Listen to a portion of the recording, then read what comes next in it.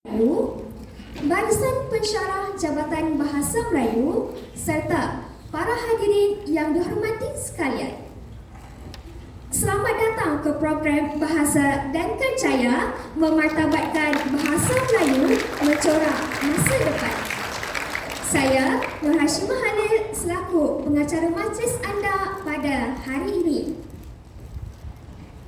Hadirin yang dihormati, program kita pada hari ini diadakan dengan bertujuan untuk menyemai kecintaan dan kesedaran terhadap bahasa Melayu sebagai wahana ilmu, lambang jati diri serta landasan kerjaya.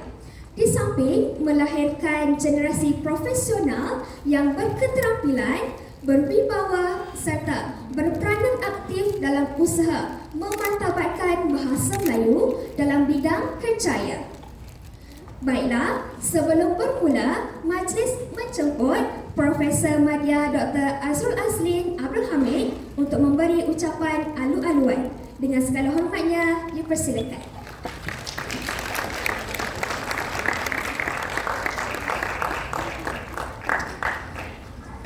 Bismillahirrahmanirrahim. Assalamualaikum warahmatullahi wabarakatuh. Alhamdulillah wassalatu wassalamu ala Rasulillah wa ala alihi wa sahbihi wa man wala amma ba'd. Terima kasih majlis yang saya hormati lagi saya kasihi, Datuk Abang yang saya anggap sebagai mentor saya juga dalam bidang pengurusan dan juga pentadbiran, Dr. Faridah, Ketua Jabatan, para pensyarah, seterusnya anak-anak sekalian. Apa khabar semua? Dah makan ke belum? Oh, tu bunyi belum tu lebih banyak daripada bunyi dah ni. Ganjur kita tak pergi makan ke? Ada makan? Dah. Okey. Tidak nanti saya kena jawab. Okey. Baik. Hadirin dan hadirat sekalian. Bahasa Melayu bukan sekadar bahasa ataupun alat komunikasi. Bahasa Melayu merupakan roh bangsa. Bahasa Melayu merupakan lambang tamadun. Sebab itu, kita lihat pada bahasa Melayu itu terdapat nilai sopan santun, budi pekerti, adab dan juga kebijaksanaan yang telah diwariskan zaman bersama. Sebab itulah bangsa yang kehilangan bahasanya adalah bangsa yang kehilangan diri masing-masing. Sebab itu Dr. Faridah, saya pernah bertanya dengan pelajar-pelajar bahasa Melayu lah. Saya tanya, Datuk, ambil jurusan apa di sini? Bahasa Melayu je. Adakah kita malu mengambil bidang bahasa Melayu? Sekali lagi, adakah ada malu mengambil bidang bahasa Melayu? Inilah semangat yang kita nak. Dan berbicara tentang bahasa Melayu dan juga kerjaya, benar, ada yang mengatakan bahawa bahasa Inggeris lebih penting. Betul? Ataupun bahasa lain lebih penting. Tetapi bagi saya, bahasa Melayu adalah akar, manakala bahasa-bahasa yang lain adalah sayapnya. Tanpa akar, sayap tidak dapat, kita kata apa tanpa akar, sayap tidak dapat bertahan lama di langit kejayaan. Sebab itulah bahasa Melayu ini merupakan satu bahasa yang sangat penting. Jangan malu untuk kita berbicara dalam bahasa Melayu, jangan malu untuk kita mempertahankan bahasa Melayu ini. Bidang saya bahasa Arab, tapi saya cintakan bahasa Melayu. Sebab apa? Sebab bahasa Melayu merupakan bahasa bagi orang Melayu, dan bahasa ini merupakan satu bahasa yang boleh membawa kita membina satu kejayaan dan membawa kita untuk membina perpaduan. Jadi oleh sebab itu saya mohon kepada semua, anak-anak semua, supaya melihat bahasa Melayu ini sebagai bahasa yang boleh dibawa ke depan, bahasa yang boleh dijadikan sebagai satu contoh kepada bahasa-bahasa yang lain. Lihat apa yang berlaku di Turki. Masyarakat Turki, mereka berbicara dalam bahasa apa? Bahasa Jawa? Oh, okey, saya tahu. bahasa Turki. Dan mereka sangat berbangga dengan bahasa mereka sendiri, betul? Kalau kita pergi ke sana, kita yang perlu belajar bahasa Turki. Tapi hari ini, kenapa di Malaysia kita melihat bahasa Melayu sebagai bahasa kedua, bukan bahasa yang pertama? Ada yang beranggapan bahawa kalau orang tu tak boleh berbicara bahasa Inggeris, dia macam lekeh.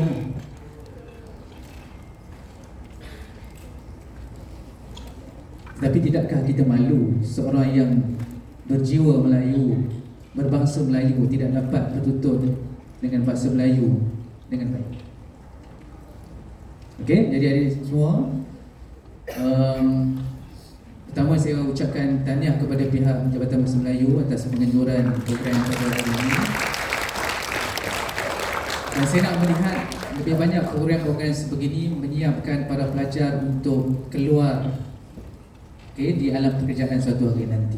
Jadi saya harapkan ini adalah titik tolak kepada program-program yang dibina untuk memajukan pelajar, dan saya harapkan lebih banyak kemahiran-kemahiran ditunjukkan kepada pelajar-pelajar. Jadi hari ini Datuk Abang akan berkongsi sedikit sebanyak pengalaman beliau yang luas. Untuk maklumat semua, Datuk Abang merupakan bekas ataupun mantan Ketua Pengarah Dewan Bahasa dan Pustaka. Orang hebat. Kita jumpa bukan orang biasa-biasa, orang hebat untuk berbicara dengan anda semua. Jadi ambil peluang ini, kalau ada soalan, tanyakan soalan, okey? Dan kalau nak berikan pandangan, mungkin Datuk Abang juga boleh memberikan komen dan sebagainya. Semoga dengan perkongsian Datuk Abang pada hari ini akan berikan pencerahan kepada kita bagaimana untuk kita menyiapkan diri kita dan bersedia untuk berhadapan dengan cabaran di alam pekerjaan nanti. Okay? Jadi akhir kata, sama-samalah kita bangun, kita bangkit dari tidur yang lena untuk memperjuangkan bahasa Melayu. Jika tidak, kita siapa lagi? Terima kasih. Assalamualaikum warahmatullahi wabarakatuh.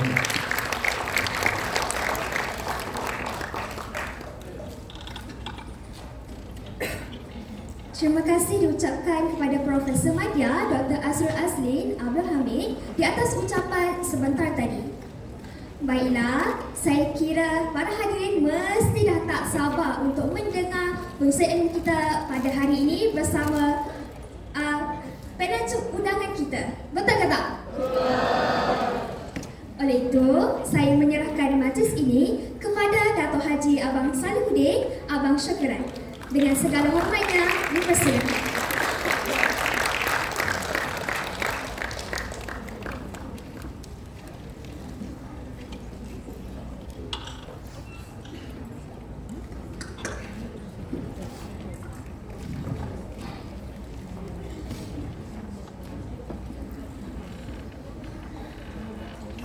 Bismillahirrahmanirrahim. Assalamualaikum warahmatullahi wabarakatuh. Salam sejahtera, selamat pagi. Yang saya hormati dan juga yang saya kasihi sahabat saya, Profesor Madya Dr. Muhammad Azrul Azlin Abdul Hamid, Dekan Kuliah Pelancongan Mampan dan Bahasa Temporary UIA Kampus Pagu, Dr. Farida, saya lupa pengurusi tadi, terima kasih, dan juga anak-anak saya hormati sekalian. Pertamanya saya merakamkan terima kasih banyak pada pihak UIA Pagu, terutama sekali Dr. Azrul kerana mengundang saya. Sebenarnya saya datang sini untuk, macam Dr. Azrul kata, untuk kita berkongsi pengalaman saya di Dewan Bahasa dan Pustaka lebih 30 lebih tahun. Saya di sini ada tak yang usia? Belum ada yang usia 30 kan? Saya di Dewan Bahasa dan Pustaka lebih, saya ingat 37 tahun lebih saya di Dewan Bahasa. Habis saya STPM, saya jadi guru sekejap sementara menunggu keputusan. Lepas tu terus masuk ke Dewan Bahasa dan Pustaka dengan sijil STP. Bekerja, saya masuk bekerja di Sarawak. Ni Dr. Adriana ada kan, orang Sarawak ya. Dia sibuk menghubungi saya sejak beberapa bulan ni. Pagi tadi pun tanya di mana dah. Takut dan saya tak datang. Ya. Terima kasih doktor. Ya. Lepas tu saya dah bekerja di Sarawak di Dewan Bahasa dan Pustaka Persatuan Sarawak. Belajar, saya pergi ke USM. Lepas tu bekerja di Dewan, pindah ke Kuala Lumpur. Lepas tu saya pindah ke Kota Baru, Dewan Kelantan ini. Ada Mek Kelantan? Ada. Saya pindah ke Kota Baru, duduk di Bilik 12. Awak Kelantan tahulah mana Bilik 12 dekat hospital. Lepas tu balik semula ke Dewan Bahasa dan Pustaka dan terus bersara di Dewan Bahasa dan Pustaka lah. Ya. Jadi pertemuan kita hari ini lebih kepada untuk kita berkongsi pengalaman saya dengan anak-anak. Saya tidak akan bercakap hal yang terlalu akademik sebab pakarnya ada di sini. Ni Dr. Azrul, Dr. Farida, juga pensyarah ni semua pakar dalam bidang bahasa. Jadi kita hari ini lebih kepada perkongsian ilmu lah. Ya. Dan ketika saya sedang bercakap, saya benarkanlah ketika ada apa-apa soalan boleh saja bertanya ketika saya sedang berkongsi pengalaman ini bersama anak-anak sekalian. Jangan risau, kita relax pagi ni. Saya diberi masa 3 jam sebenarnya, tapi saya beri Dr. Azrul, biasanya orang muda ni dia tak tahan, sejam pun dia tak tahan.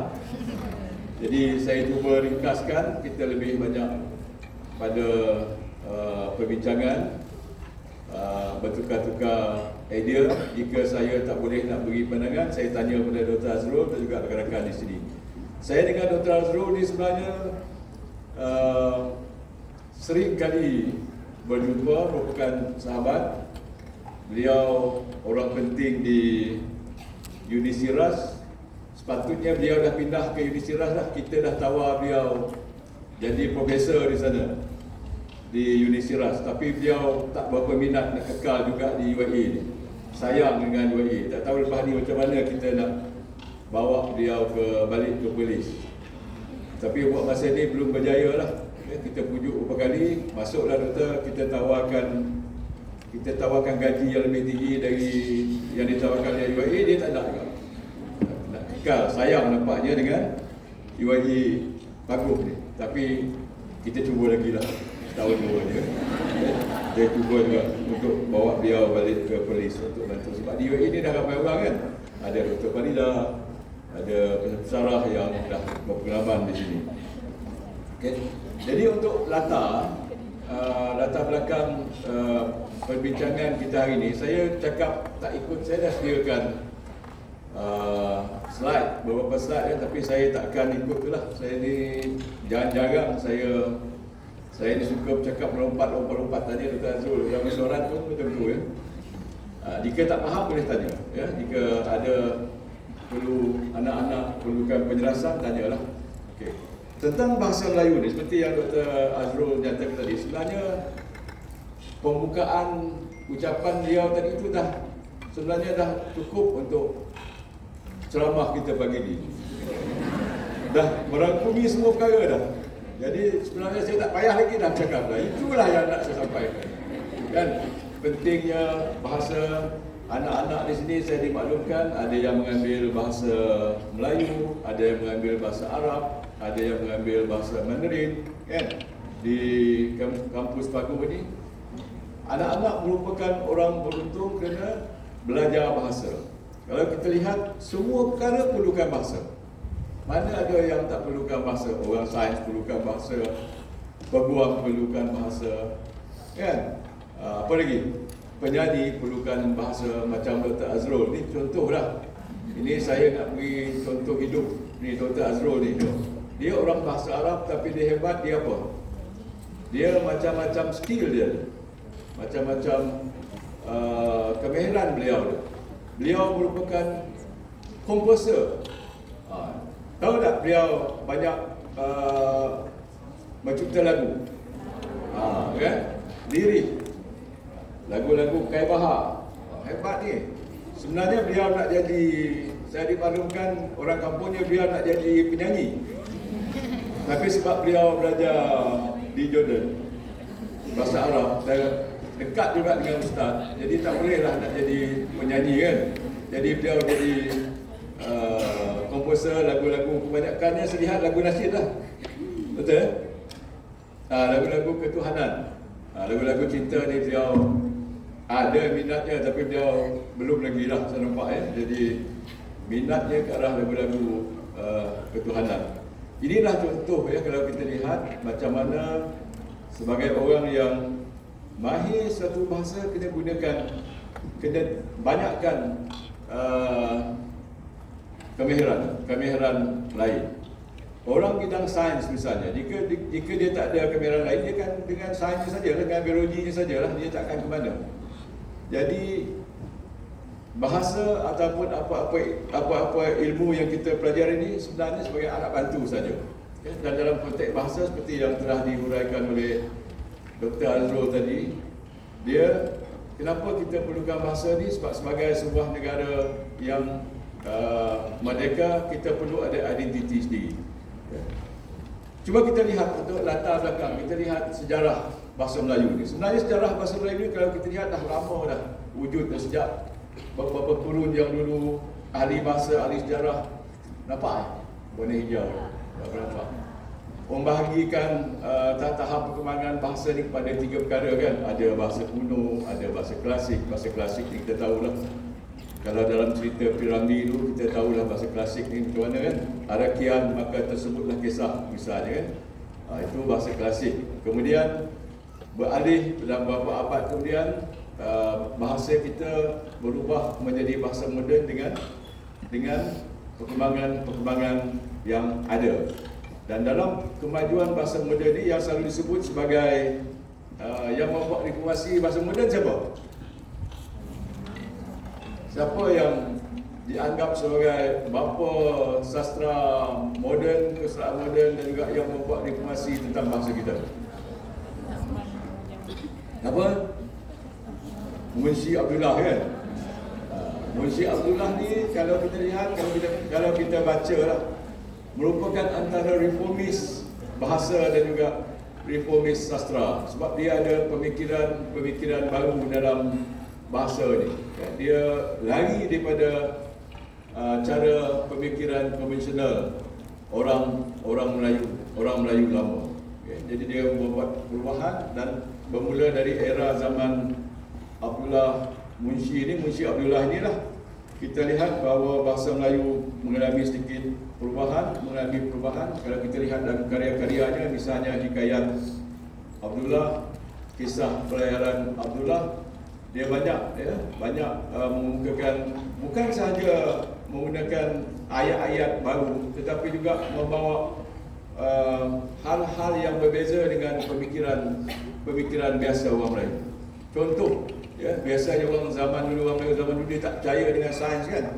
Ada dalam satu kisah yang dicatat oleh Munshi Abdullah ni, kisah kapal asap, kapal api. Waktu itu datang ke tanah Melayu.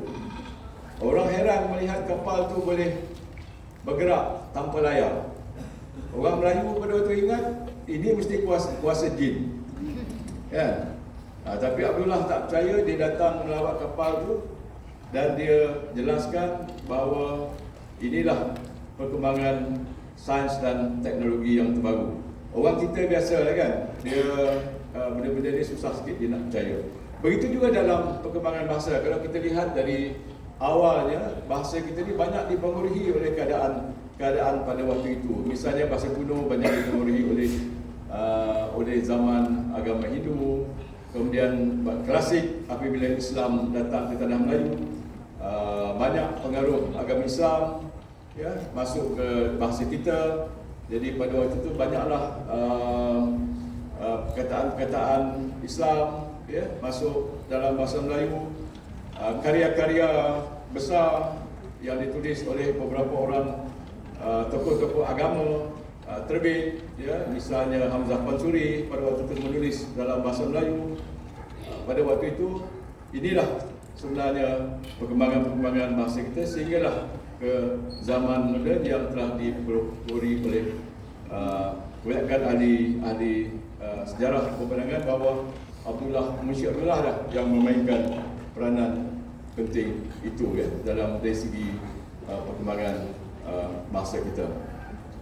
Okey, seterusnya.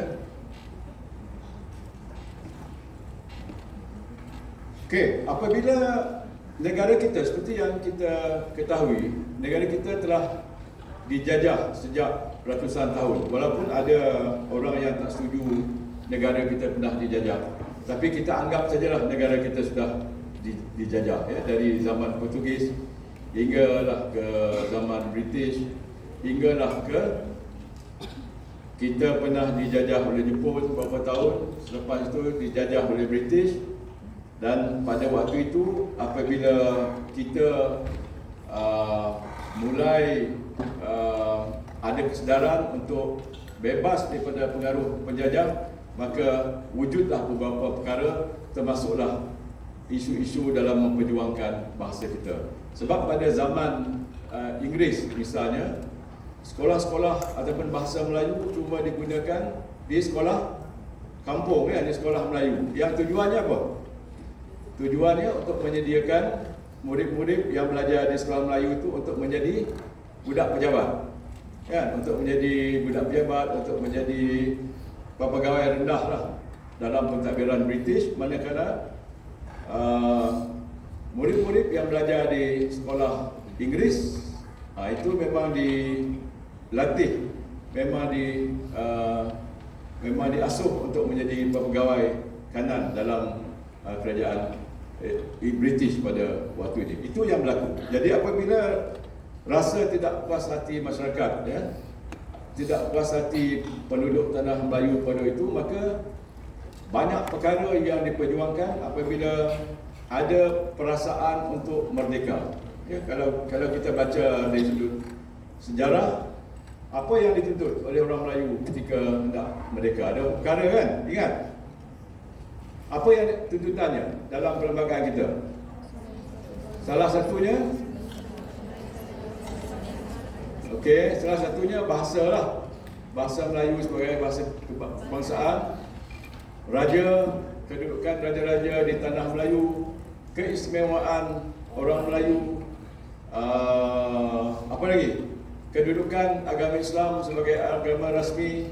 Inilah antara beberapa perkara yang menjadi tuntutan orang Melayu pada waktu itu. Maka pada tahun 1955, kalau kita lihat sejarah, apabila Perikatan, bukan Perikatan Nasional, pada waktu itu parti Perikatannya menang besar pada waktu itu, maka kerajaan Tanah Melayu yang dipimpin oleh Tunku Abdul Rahman dibentuk, kan? Jadi apabila dibentuk, maka tuntutan untuk dapat kemerdekaan semakin giat.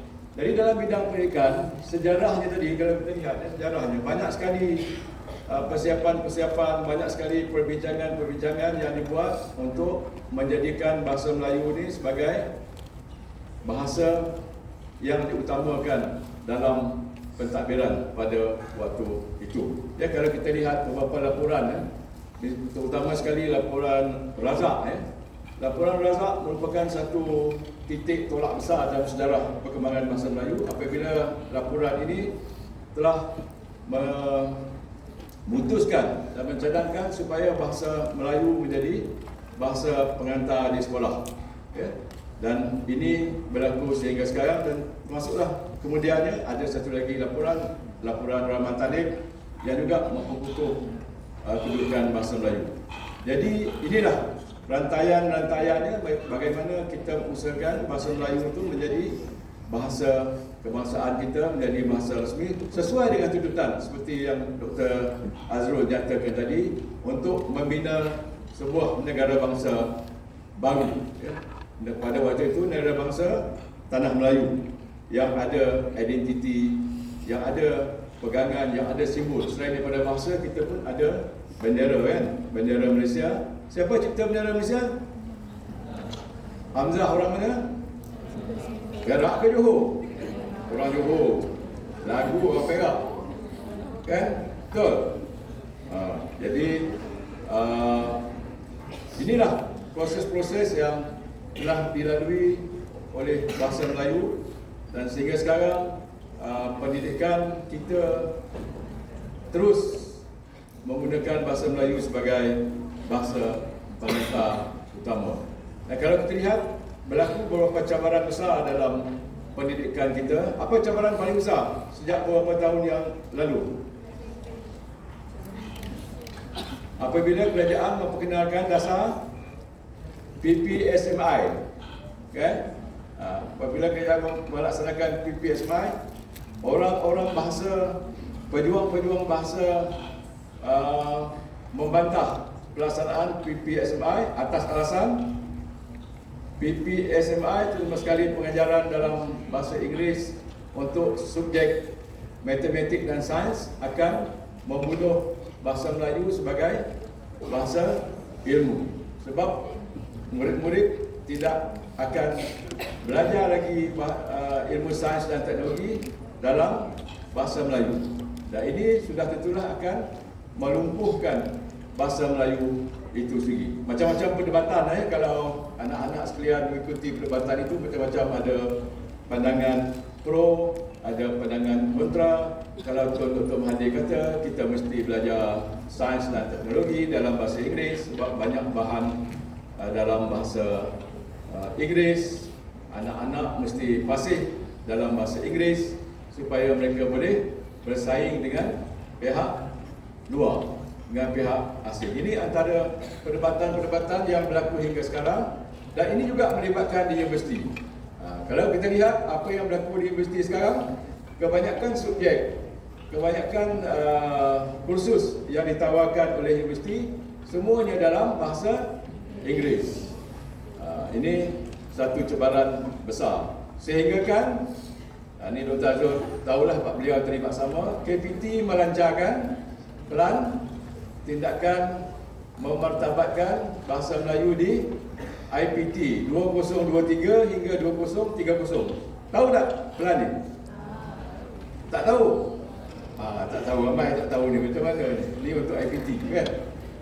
Jadi itulah banyak sekali isu-isu cabaran-cabaran besar yang perlu kita lalui, dan ini perlu perhatian kita. Pertamanya, saya selalu menyatakan kenapa ini berlaku. Pertamanya sebab kita menghadapi cabaran yang paling besar. Bangsa kita, terutama sekali bangsa Melayu, bukan bangsa pencipta. Kita selalu meminjam dari orang lain. Jadi bila kita menjadi masyarakat yang meminjam dari orang lain, meminjam teknologi dari orang lain, mau tidak mau kita terpaksa menerima bahasanya. Ini dilema yang kita hadapi. Cabaran paling besar bagi saya lah, bagi kita semua lah, bagaimana untuk kita mengubah masyarakat kita supaya menjadi bangsa yang mencipta, bukan bangsa pengguna. Selagi kita mengguna teknologi-teknologi ini, selama itulah kita akan terpaksa bergantung kepada orang lain. Sebenarnya saya tak suka Dr. Azrul bercakap tinggi dengan cara sepening. Sebab biasa bercakap apa? Okay kan? Tapi tak apa. Tapi tengok orang lain semua okey. Ramai anak-anak gadis daripada lelaki. Lelaki dia tak tahu mana hilang. Okay? Jadi ini cabaran besar pada kita. Sekarang ni kalau kita lihat perkembangan semasa, apa perkembangan semasa yang menguntungkan anak-anak sekarang ni? AI, kan? Chat GPT. Sekarang ni dah tak payah lagi dah dengan ceramah ni. Tanya dia pada pakcik Chat GPT. Bilakah bahasa Melayu apa soalannya? Tadi saya tanya dengan dalam kereta, saya cubalah apa nama ni Siri dalam kereta kan, tanya di manakah tempat sarapan paling sedap di Pagong. Dia tak boleh jawab, dia pusing, sila rujuk pada macam-macam dia semua lah tanya kan. Sekarang ni semua dah berlaku begitu. Jadi ini juga memerlukan anak-anak yang belajar di sini juga melakukan perubahan-perubahan itu. Maksudnya kita mesti menguasai bidang-bidang baru ni, AI. Kalau tak, kita takkan mana kita tinggal. Kita akan ketinggalan kan. Jadi ini kemahiran-kemahiran baru yang mesti kita kuasai. Perubahan-perubahan baru yang anak-anak muda mesti kuasai. Ya? Okey. Ini saya sebut secara melompat sebenarnya ceramah ni. Okey. Kalau kita lihat, cuba kita lihat salah satu badan yang diberi tanggungjawab ya untuk memartabatkan bahasa kita, Dewan Bahasa dan Pustaka. Kalau kita lihat Dewan Bahasa dan Pustaka ini ditubuhkan pada tahun 1956. Ya. Setahun sebelum kita mencapai kemerdekaan, sebab ada desakan pada waktu itu oleh pemimpin-pemimpin dan juga orang Melayu supaya bahasa Melayu ini diberi kedudukan yang tinggi apabila negara kita mencapai kemerdekaan. Cuba kita lihat, Dewan Bahasa ditubuhkan setahun sebelum kita merdeka. Ya, kita merdeka pada tahun 1957. Ya, Dewan Bahasa ditubuhkan 56 di mana? Di mana Dewan Bahasa ditubuhkan? Di Johor. Ya. Pejabat pertama Dewan Bahasa Pustaka ditubuhkan di Johor Bahru di Bukit Timbalan. Selepas tu baru berpindah ke Kuala Lumpur. Maksudnya peranan Johor ni sangat pentinglah dalam pembangunan bahasa ni. Di Johor ni ada beberapa badan. Apa nama badan yang tahu? Badan pengajaran bahasa Melayu ya, yang ditubuhkan. Ada ditubuhkan di Johor ni ya, untuk sama-sama kita mengembangkan bahasa Melayu pada waktu itu ya. Johor ni main peranan penting ya, mengadakan Kongres Pusatan Melayu di Johor ni lah. Diadakan macam-macam kongres dan sehingga sekarang ni Johor ni kalau kita lihat merupakan benteng bagi kekuatan perjuangan hal-hal seperti ini lah. Jadi kita hargai peranan Johor. Jadi dalam Bahasa dan Pustaka ni diberi peranan khusus oleh kerajaan dan juga oleh harapan rakyat melalui Kongres Pusatan Melayu pada waktu itu beberapa perkara. Okey, cuba kita lihat. Teruskan, saya cepatkan ya. Okey. Ini beberapa perkara apabila kita nak menjadikan bahasa kita ni sebagai satu bahasa yang kedudukan yang betul. Dari segi perancangan bahasa, ni orang mesti dah belajar hal perancangan bahasa. Dah belajar dah perancangan bahasa. Ada berapa tahap dari segi perancangan bahasa? Ada berapa tahap? Mesti ada 3 tahap kan. Dari segi yang pertama sekali dari segi penerapan. Bahasa ni mesti diberi penerapan, iaitu kita lakukan di bawah Perlembagaan Persekutuan kan 152. Perlembagaan Persekutuan 152 menetapkan bahasa Melayu sebagai bahasa kebangsaan dan bahasa rasmi. Kemudian ada apa lagi? Ada Akta Bahasa Kebangsaan. Ada Akta Pendidikan, ini taraf. Ini perancangan taraf. Ini semua telah ada dalam di dalam perancangan bahasa di negara kita. Kemudian yang kedua, pembinaan korpus. Masuk korpus ni untuk menjadi bahasa yang hebat, untuk menjadi bahasa yang bagus. Korpus mesti lengkap. Sebab itu kita mesti ada apa? Mula kita buat dulu. Mesti ada sistem ejaan.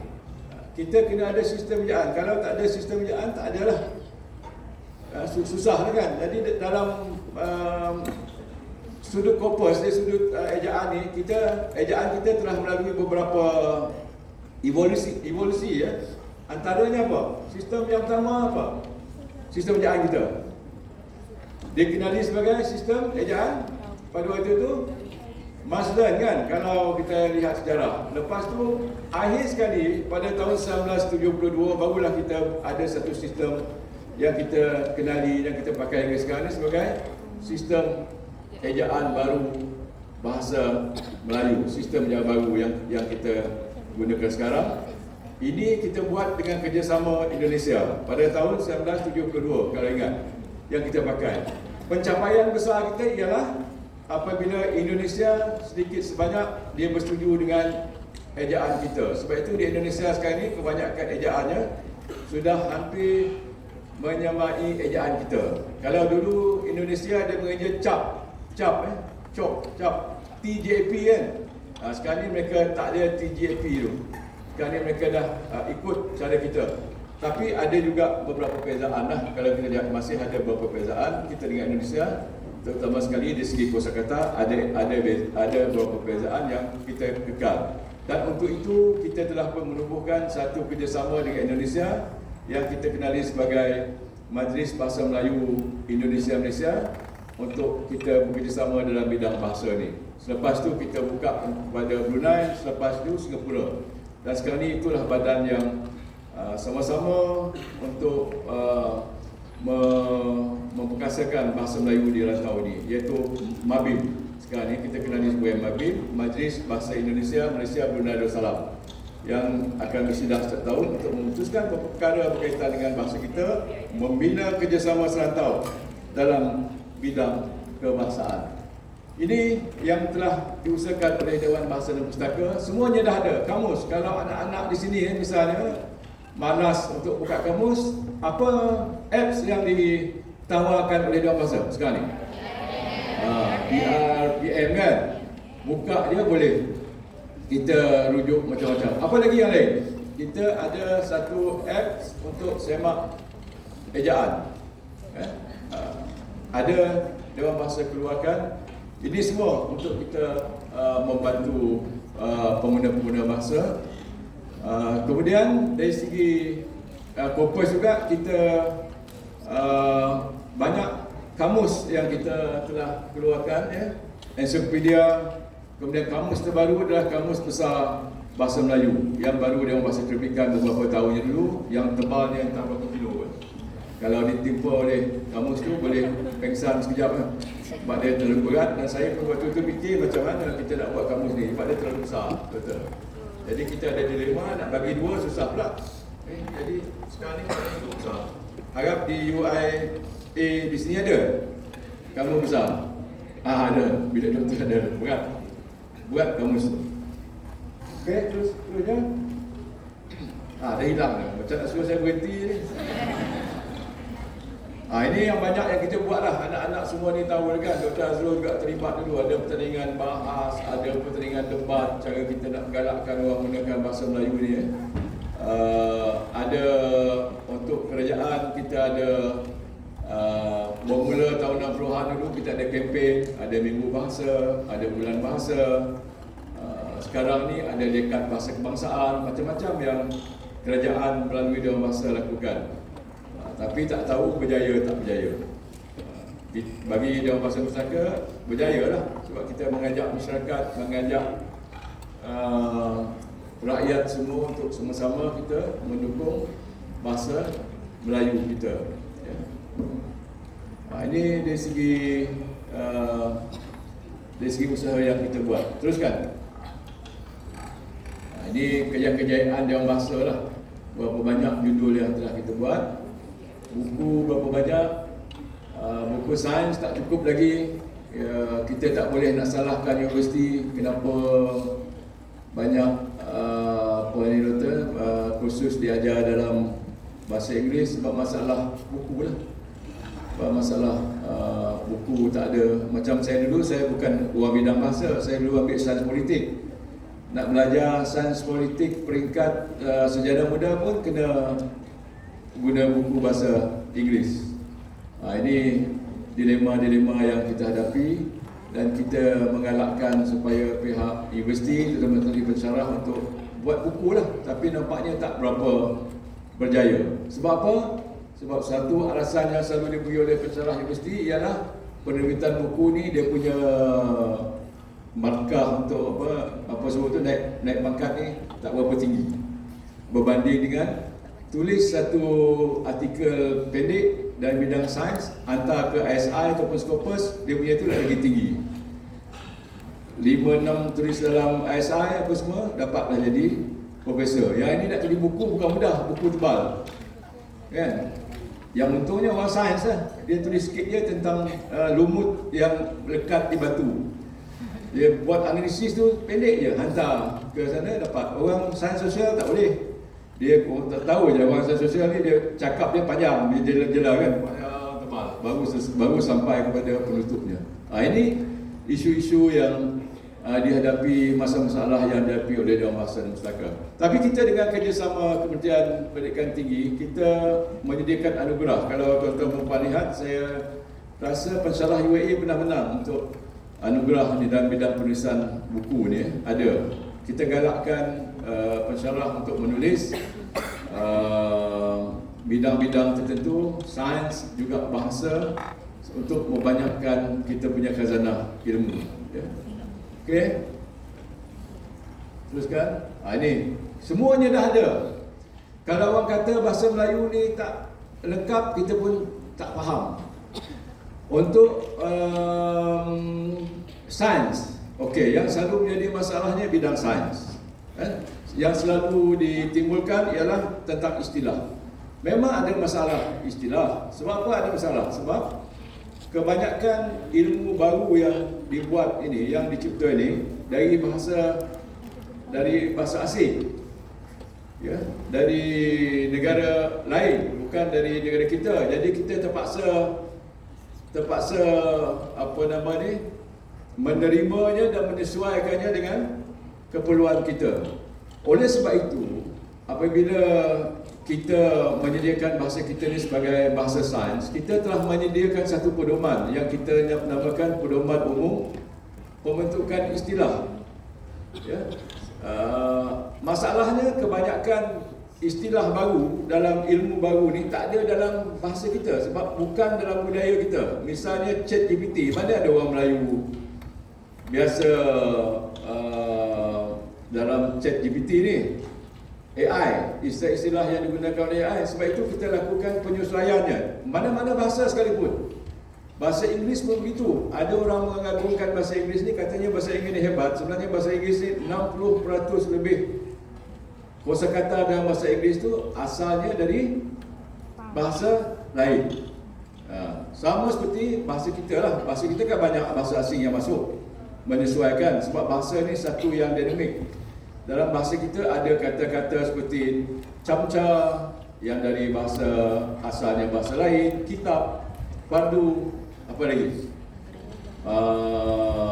Almari, itu bukan dari bahasa Melayu, itu yang kita terima daripada bahasa-bahasa yang rapat kita, bahasa Parsi dulu kan, yang kita terima akhirnya menjadi bahasa Melayu. Yang kita terima pakai sekarang ni. Jadi untuk istilah pun kita menyediakan pedoman untuk kita mencipta istilah.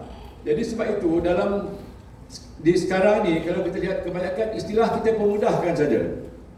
Kita terima, kita ada panduan, kita ada masalah. Walaupun dalam peraturan untuk pembentukan istilah ni ada peraturannya, mesti dari kalau ada dalam bahasa asal bahasa Melayu kita mesti gunakan bahasa Melayu. Kini kalau tak ada, kita mesti gunakan bahasa Melayu klasik dulu jika ada. Jika tak ada, kita ambil dari bahasa serumpun. Tapi masalah yang kita hadapi ialah dalam bahasa serumpun pun tak ada apabila teknologi baru. Ini cabaran. Sebab itu kita melakukan peminjaman kata. Contoh apa pinjam kata? Contohnya dalam ilmu sains. Contohnya apa? Contoh, apa nama ni? Apa nama untuk? Macam betul lah, proton, apa lagi neuron, apa lagi lain, macam-macam istilah dalam bidang sains yang kita sesuaikan ya dengan ejaannya dengan bahasa kita. Teknologi kita terima teknologi, ya. Kenapa bukan teknologi? Sebab ada peraturannya. Psikologi, kenapa psikologi bukan psikologi? Ada peraturannya. Sebab kita telah pun menetapkan ada peraturan-peraturan tertentu yang perlu kita ikut apabila kita membina istilah. Ini semua tujuannya untuk memantapkan penggunaan bahasa kita. Teruskan. Inilah gerakan-gerakan yang dibuat oleh Dewan Bahasa Malaysia. Tuan-tuan dan puan, anak-anak semua dah tahu ni, tak payah saya ulas panjang semua dah tahu macam-macam cara kita nak galakkan orang gunakan bahasa Melayu untuk kerajaan. Kita buat audit UIA, ada saya rasa pernah dibuat audit UIA Gombak. Kita buat audit bahasa di kementerian, kita buat audit bahasa, kita kita beri anugerah untuk papan tanda. Saya beri contoh, papan tanda di tepi jalan tu dia mesti dapat kelulusan Dewan Bahasa dan Pustaka dulu dari segi bahasa sebelum PBT meluluskannya. Ini usaha-usaha kita untuk memartabatkan bahasa kita. Mau tak mau kita terpaksa menggunakan peraturan-peraturan inilah. Sebab itulah pada satu peringkat sekarang ni Dewan Bahasa dan Pustaka diarahkan untuk mencadangkan pindaan akta. Jadi pindaan akta ni pun pada waktu zaman saya dulu macam-macam cabaran yang kita hadapi nak pindah akta ni. Ada orang tak setuju, kalau orang salah guna bahasa kita nak denda. Macam mana kalau menteri tak pakai bahasa Melayu kita nak denda? Benda macam tu yang timbul. Kalau kita katakan penggunaan bahasa Melayu wajib dalam urusan rasmi, kalau menteri tak pakai nak denda menteri, kan? Sepatutnya kena denda kan? Kalau tempat lain, tapi di negara kita ni macam-macam isu yang dipikirkan. Jadi inilah. Okey. Ini IPT kan? Ini pelan di Pemutabat Bahasa Melayu dia okey. Sebagai sokongannya, pihak Kementerian Pengajian Tinggi juga melaksanakan pelan tindakan memutabatkan Bahasa Melayu di IPTA. Dia tidak di IPTS. IPTS ni kita galaklah sebab dia berbeza sikit aktanya. Sebab di IPTS ni banyak ada akta mewajib guna bahasa Melayu, tetapi ada satu klausanya yang membenarkan, yang mengizinkan Menteri Pendidikan memberi kelonggaran. Yang memberi kelonggaran itu yang banyak digunakan. Sebab itu semua IPTS sekarang ni guna bahasa Inggeris. Ini yang saya tak perlu nak ulas ni, sebab ni orang IPTA semua tahu. Saya nak timbulkan ini, saya nak tunjuk ni, saya nak maklumkan kepada anak-anak di IPTA pun ada pelan yang tujuannya untuk memartabatkan bahasa kita. IPTA ni sangat penting sebab di sinilah tempat ilmu, tempat bahasa kita, bahasa Melayu dapat kita jadikan, dapat kita kukuh sebagai bahasa ilmu. Kalau orang universiti tak pakai, tak guna bahasa Melayu dalam bidang kejuruteraan, dalam bidang kedoktoran, dalam bidang IT sebagainya, akhirnya bahasa kita tak ada lah dalam bidang itu. Ini hal-hal yang perlu kita perhatikan. Perlu, saya harap UIA ni di Paguh ni tak isu lah, sebab dia memang bahasa. Jadi di sinilah benteng. Kalau di UIA, di sinilah benteng untuk kita mempertahankan bahasa Melayu itu sebagai bahasa ilmu. Jadi anak-anak yang belajar bahasa ni, seperti kata Dr. Azrul tadi, ada peranan penting dalam usaha kita untuk terus memperhebatkan memperhebatkan bahasa kita. Terusnya, saya tak pergi detail, tak boleh terinci ni. Okey, kalau kita lihat ni peluang berjaya. Seperti yang saya nyatakan tadi, orang bahasa ni ada keistimewaan tersendiri. Ada kelebihan berbanding orang lain. Saudara menguasai bahasa. Bahasa merupakan wahana, merupakan alat komunikasi terpenting. Orang belajar bahasa biasanya bahasanya bagus kan? Kalau dia belajar macam Dr. Azrul belajar bahasa Arab, apabila beliau bercakap dalam bahasa Arab tentang Al-Quran misalnya, dah tentu dah lebih bagus daripada orang yang tak belajar bahasa Arab secara proper. Begitu juga bahasa Melayu ni. Bahasa Melayu kalau kita lihat, apakah ruang dan peluang yang kita ada, yang anak-anak semua perlu lakukan ialah mesti memiliki kemahiran kedua. Okey, macam Dr. Azrul. Dr. Azrul dia pandai apa? buat lagu, kan? Pandai tulis lirik lagu, pandai beri ceramah agama, apa lagi? Menyanyi je belum lagi. Guna ruang itu sebab seorang pentadbir. Beliau banyak menguruskan soal pentadbiran bukan saja di sini tetapi di Perlis. Beliau mainkan peranan penting kalau ada masalah di Unisiras, beliau yang akan datang ke sana untuk bantu. Jadi anak-anak begitu juga. Kalau ikut maklumat data dari Politweet, mana dia Dr. Arena? Okey. Kalau kita lihat sekarang ni dari kajian, penggunaan bahasa Melayu di media sosial ni sangat luas. Kalau kita buka TikTok, jarang-jarang kita berjumpa dengan TikTok dalam bahasa Inggeris, kan? Sebab apa? Sebab penutur bahasa Melayu dan juga penutur yang faham bahasa Melayu di negara kita ni sangat luas. Ini ruang untuk kita. Jadi anak-anak yang pandai bahasa ni, kalau pandai bahasa saja tanpa melengkapkan diri dengan ilmu lain, masalah lah. Jadi mesti guna kelebihan berbahasa itu untuk bidang lain. Jadi apa? Jadi influencer misalnya. Jadi buat konten di media sosial. Coba lihat yang berjaya, yang dapat juta-juta, yang dapat duit banyak. Rajinlah, tak bolehlah duduk saja nak cakap hal bahasa. Hari ini kita belajar hal ayat, ada perasaan nama, perasaan sendi, yang tak ada ke mana lah kita, kan? Jadi gunakan ruang itu.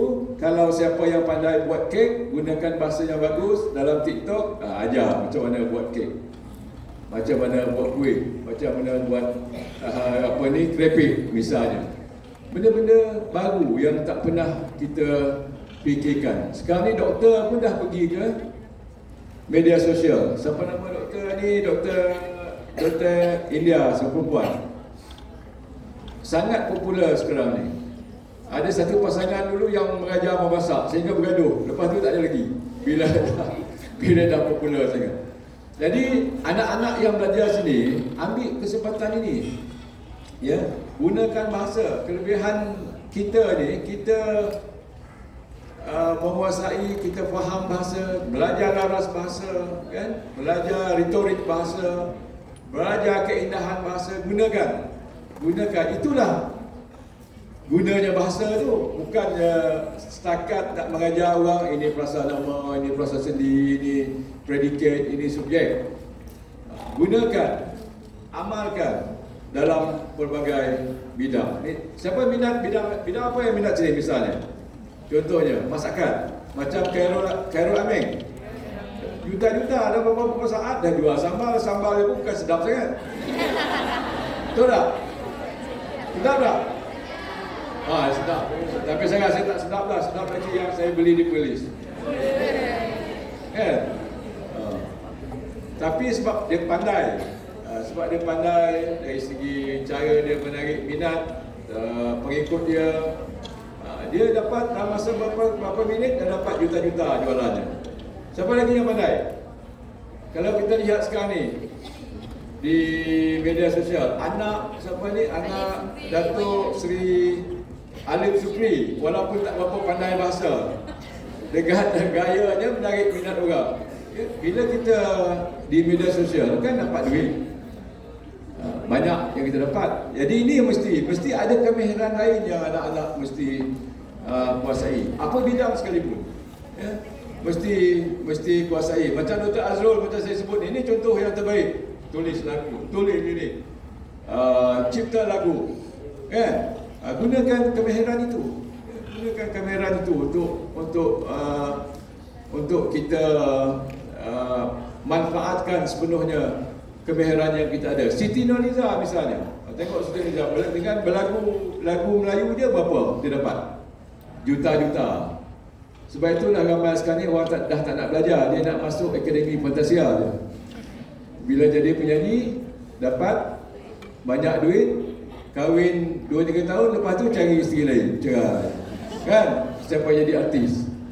Betul tak? Jadi inilah ruang-ruang, peluang-peluang yang ada. Dengan cabaran paling besar seperti yang saya nyatakan tadi, kita mesti usahakan yang ChatGPT. Anak-anak yang dalam bidang bahasa Melayu ni kena bantu. Kalau tak, bermasalah. Orang dalam sains, dia tahu sains tapi dia tak tahu bahasa. Data-data bahasa yang kita ada perlu untuk kita bina semua ni. Nak bina database, database untuk semua ni, untuk ChatGPT kita, untuk AI kita, semua perlu. Jadi terokai bidang-bidang baharu ni, selain daripada kerja-kerja biasa, jadi editor, jadi wartawan, jadi MC, jadi apa lagi? Jadi di TV ni, jadi juru acara, jadi host. Anak-anak di sini buka sendiri podcast. Misalnya Dr. Azrul, dia ada kawan podcast Pro Media Tajdid. Cuba tengok, kadang-kadang ada jumpa Dr. Azrul itu ya. Siapa lagi yang buat media sekali? KJ, kan? Apa nama KJ? Keluar sekejap. Nick Nazmi, dia punya tu lebih masa. Siapa lagi? Rafizi Ramli, Rafizi, YBM, yang berhenti menteri. Siapa lagi buat podcast sekarang ni? Banyak sebab podcast ni mendatangkan pendapatan yang besar. Kita je tak sedar. Kita duk asyik main WhatsApp je dengan kawan-kawan kita. Sekejap kita tanya makan sini, buat makan sini kan. Cuba buat podcast sendiri. Cuba buat YouTube sendiri. Ini usaha-usaha baru yang mesti anak-anak semua dengan kelebihan anak-anak menguasai dan juga mempelajari bahasa. Inilah ruang baru yang harus diterokai. Ya? Ruang-ruang baru. Cuba bidang baru. Siapa yang pandai masak, macam saya nyatakan tadi. Siapa yang pandai menjahit pakaian. Siapa yang pandai buat tudung. Siapa yang pandai mengaji Al-Quran. Sekarang ni mengaji sangat popular di YouTube, kan? Pagi-pagi mesti ada grup mengaji. Terima sekali ibu-ibu ni. Pukul 5 dah buka FB. Semua belajar mengaji. Ini mesti anak-anak sekalian lihat. Inilah peluang baru yang mesti direbut, terutama sekali oleh anak-anak yang mahir bahasa, yang boleh mempengaruhi orang, menggunakan bahasa yang baik, menggunakan bahasa yang sopan. Walaupun kadang-kadang untuk popular, kadang-kadang kita perlu guna bahasa kasar kan. Ada orang sengaja je dia gunakan bahasa kasar supaya dia jadi popular. Tapi kita popular lah dengan cara yang baik. Lebih-lebih lagi, lepasan daripada UAE, kenalah sopan santun dalam bahasanya apabila berada di media-media sosial. Jadi itulah ruang-ruang. Bagi saya ini peluang yang sangat luas untuk kita terokai, untuk anak-anak terokai. Tidak ada selain daripada kerja-kerja biasa dengan kerajaan, jadi diplomat, jadi apa lagi? Jadi wartawan, ya? Jadi peniaga, ya? Peniaga, penutur bahasa Melayu sekarang ni ramai, termasuk Indonesia pun kita ada lebih daripada berapa ratus juta, lebih 300 juta penutur yang menguasai bahasa Melayu. Bagaimana kita nak gunakan ruang ini untuk kita terobos? Kalau kita nak kerja kerajaan, memang tak ada lah, susah sikit kan. Kerja kerajaan ni berapa ramai je pegawai kerajaan. Dengan anak-anak muda yang semakin ramai keluar dari universiti ni, cabaran semakin besar. Tapi jangan bergantung pada kerajaan. Tengok anak-anak dari kalangan orang Cina, mana dia nak kerja di kerajaan? Semua nak bisnes. Jadi carilah ruang itu. Cari peluang-peluang yang ada itu, dan peluang itu terbuka untuk kita, mau tak mau saja yang kita perlu kita lakukan. Saya dah bercakap dah lebih ni, berapa jam ni dah. Okey, kalau ada apa-apa soalan, saya lebih suka kalau ada apa-apa pandangan yang apa yang saya cakap tadi, idea baru.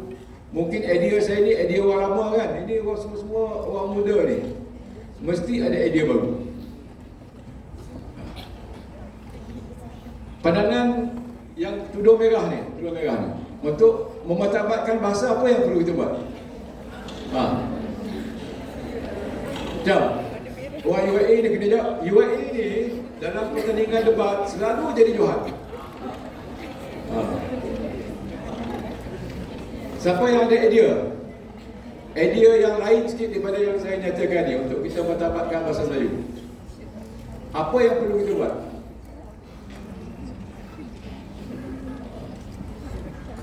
Yang pentingnya apa tadi tu? Kita mesti sesuaikan dengan keperluan semasa kan. Orang belajar bahasa ni ada tujuannya. Okay? Jadi kita mesti sedar, mesti tahu, mesti rancang apa yang kita nak buat. Nak jadi cikgu boleh, jadi cikgu bahasa okey, tapi berapa ramai jadi cikgu bahasa nak masuk ke UIA Paguh? Berapa ramai je boleh masuk UIA Paguh?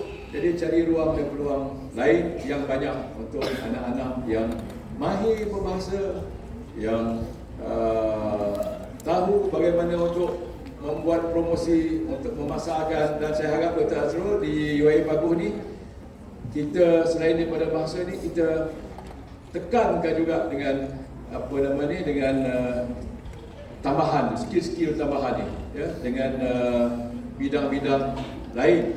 Sama macam orang agama lah. Kalau orang agama ni, saya dan Dr. Azrul selalu di Unisiras, kita selalu bincang, orang agama ni takkan dia nak jadi imam je, takkan dia nak jadi masjid, nazir masjid je. Dia mesti ada bila kita nak sekali hafiz doktor, jururawat yang hafiz. Kan senang bila jadi ada jururawat hafiz, bila orang tu dah nak meninggal dia baca ayat je kan. Senang hati kan. Anak-anak yang minta ibu ayah di hospital pun senang hati. Ya. Kita nak semua ada ustaz yang mahir IT. Kena ada. Ni kan, orang bahasa yang pandai apa? Macam-macam lah. Pandai buat pemasaran. Jangan jadi nak harap kerja dalam bahasa. Kerja dalam bahasa pun dia buat bahasa je. Kadang-kadang entah apa dia buat. Kan?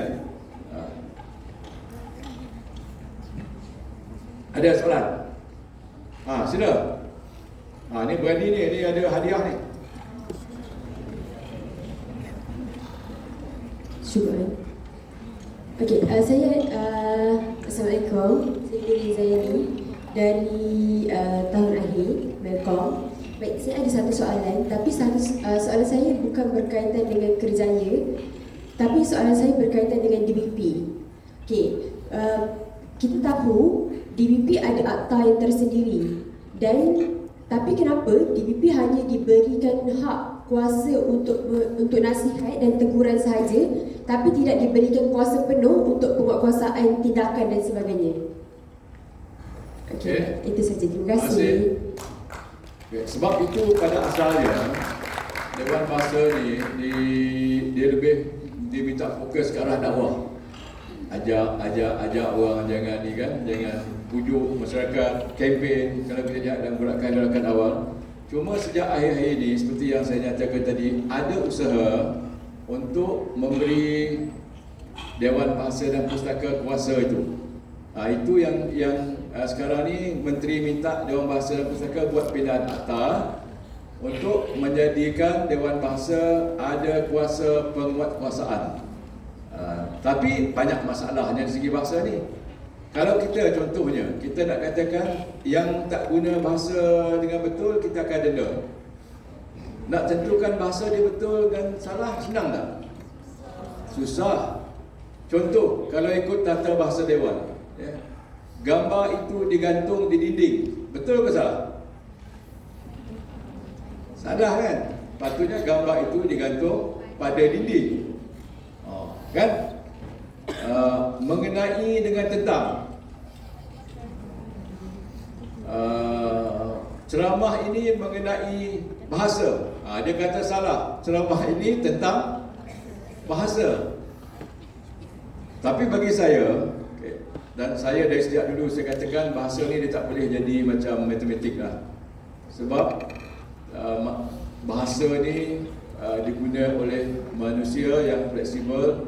Jadi tak ada yang salahnya dalam penggunaan kata itu. Ini orang-orang misalnya, ada orang kata salah. Bila kita katakan orang-orang Melayu, ini banyak tinggal di kawasan timur. Salah katanya. Orang-orang ni untuk yang di sawah ni kan.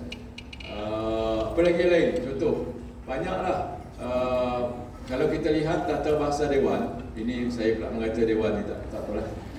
Tata Bahasa Dewan ni penting untuk standardisasi bahasa untuk pelajar sekolah. Ya, dia mesti ada satu yang standard lah. Ini betul, ini salah. Ini betul, ini salah. Tetapi untuk pengguna biasa, saya fikir kita mesti fleksibel asalkan tidak salah. Sebab ada, kalau kita lihat Nahu Melayu Mutakhir karangan Profesor Asma dengan Tata Bahasa Dewan yang diterbitkan oleh Dewan, dia ada perbezaan beberapa perkara asas lah. Dia macam dari segi agama lah. Ni ada mazhab. Ni sensitif bagi Dr. Azrul ni. Dia ada mazhab kan? Dia ada mazhab. Orang Perlis lain. Kalau Dr. Azrul jadi imam, dia tak ada solat subuh, dia tak ada kunut. Tapi di sini buat kunut lah. Kan? Contoh. Tak apa, itu perbezaan lah. Perbezaan pandangan. Begitu juga bahasa ni, dia ada, tapi tak boleh lah samakan bahasa dengan agama, berbeza sangat ya kan. Kita ni lah. Ada perbezaan pandangan dari segi hukum tata bahasa ini. Jadi kita di sini pakai apa? Tata Bahasa Dewan sebagai tata bahasa pegangan. Ada? Dulu belajar Tata Bahasa Dewan kan? Kita tanam. Betul? Sekarang ni di universiti ni saya fikir kita terbuka sikit lah supaya ada perbincangan akademik. Mesti Tata Bahasa Dewan pakai, Nahu Melayu Mutakhir pakai, apa lagi ni? Buku Arba'ah Osman pakai, buku Awam Syarian pakai. Jadikan dia bidang-bidang akademik. Jangan dia salah. Jangan dia guna bahasa yang betul-betul salah lah. Itu tak boleh lah, tidak terima kan. Tapi kalau berlaku perbezaan, misalnya gambar itu digantung di dinding dengan gambar itu digantung pada dinding, bagi saya sama kan. Atas talian, ada orang kata atas talian, salah kan. Khidmat nasihat bahasa atas talian, salah. Yang betulnya dalam talian. Kan? Dari satu segi untuk standardisasi untuk pelajar di sekolah, bolehlah gunakan dalam talian itu. Tapi kalau masyarakat dah banyak meluas menggunakannya, bagi saya tak adalah dia mencacatkan bahasa itu sendiri. Ya. Jadi dari segi atas tadi memang ada usaha ke arah itu, tetapi cabarannya sangat besar. Kalau kita lihat sekarang ni, Dewan Bahasa sedang mengusahakannya, tetapi memang akan menghadapi masalah yang besar lah. Nak denda orang, nak pastikan terus sekali badan kerajaan kalau tak guna bahasa Melayu. Banyak jawatan kerajaan yang masih gunakan bahasa Inggeris dalam mesyuarat, terutama sekali peringkat tinggi. Di IPTA banyak menggunakan bahasa Inggeris, walaupun IPTA ni dia bijak sikit. Kita kata dalam akta bahasa pengantar adalah bahasa Melayu, tapi dia campur semuanya. Rupanya bahasa Melayu ni lebih sikit daripada bahasa Inggeris. Jadi kata memang bahasa pengantar kita bahasa Melayu, tetapi hakikatnya subjek-subjek sains dan teknologi di semua, termasuklah undang-undang, fakulti undang-undang, fakulti kedoktoran, semuanya menggunakan bahasa Inggeris. Tapi kita tak bolehlah bagi saya itu keadaan yang terpaksa kita hadapi. Tetapi untuk kita perlu menguasai sekurang-kurangnya. Kita jangan anti pada orang yang guna bahasa Inggeris. Kita sendiri mesti berusaha untuk kuasai sekurang-kurangnya lebih daripada satu bahasa. Perlu pandai bahasa Melayu, terutamanya mestilah mahir bahasa Melayu kan. Itu yang kita tekankan. Yang keduanya, kalau kita ada upaya untuk bahasa Inggeris, bahasa Arab, bahasa Mandarin, bahasa Tamil, bahasa Jepun, bahasa Jerman, kalau boleh itu yang terbaik. Jangan bahasa Melayu saja. Kan? Orang yang menguasai lebih daripada satu bahasa, dia ada kelebihan daripada orang lain. Ini anak-anak semua jangan terlalu taksub pula. Saya belajar bahasa Melayu, saya tak nak belajar bahasa lain. Tak. Mesti belajar berusaha untuk belajar menguasai lebih daripada satu bahasa. Sebab ini keperluan sekarang ni. Dan anak-anak jangan risau. Kalau tak pandai bahasa Jepun pun tak apa. Baru-baru ni, Dr. Azrul, saya bersama dengan Datuk Seri Syed Razlan, dia beritahu saya, beliau sekarang ni sedang menempah ada satu cermin mata AI yang akan keluar. Dia macam prompter. Ya. Jadi nanti bila ceramah tak payah tengok dia dah. Saya bercakap, dia tulis teks, dia baca je kan. Jadi semua teknologi baru. Satu lagi katanya cermin mata itu, cermin mata AI ni, kalau tuan-tuan perempuan, anak-anak bercakap dalam bahasa Tamil, saya boleh switch ni, dia boleh terjemah untuk saya. Sekarang ni memang berlaku kan, kalau kita dalam AI, ChatGPT, dia boleh buat terjemahan, buat penyuntingan, semua dah boleh lakukan sekarang. Dia belum masuk secara besar-besaran lah di pasaran, baru mereka sedang usahakan. Dia mudah guna Android tapi susah kalau Apple. Sebab Apple ni susah sikit nak terima apps-apps yang lain. Ya? Okey. Ada lagi? Takkan tak tanya idea apa idea? Bismillahirrahmanirrahim, Datuk. Ya, sudah. Mana ni? Tak nampak. Okey. Bismillahirrahmanirrahim. Assalamualaikum warahmatullahi wabarakatuh. Datuk, Dr. Azrul, para pensyarah serta rakan-rakan seperjuangan yang saya hormati sekalian. Untuk hari ini saya sangat tertarik dengan perbatangan Datuk mengenai kepentingan bahasa Melayu dalam dunia profesional. Dan banyak juga saya belajar mengenai inisiatif-inisiatif yang telah dilaksanakan oleh Badan DBP serta Jabatan Bahasa Melayu untuk mematapakkan lagi bahasa Melayu. Namun, dalam suasana kerja pada tahun 2025 ini, banyak orang mahukan ataupun ingin kelihatan lebih gempak dengan menggunakan bahasa Inggeris supaya nampak lebih profesional dan juga nampak lebih global. Namun, kita sebagai orang bahasa Melayu, macam mana kita nak ubah persepsi itu supaya orang tak pandang bahasa Melayu ini sebagai bahasa yang lemah tetapi bahasa yang berkelas? Itu soalan saya.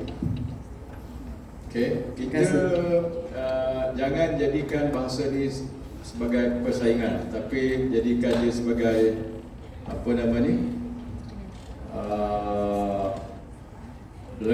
Melengkapi antara satu sama lain. Sebab tu saya nyatakan tadi, kalau orang tu menggunakan bahasa Inggeris, dengan pula kita rasa terhina.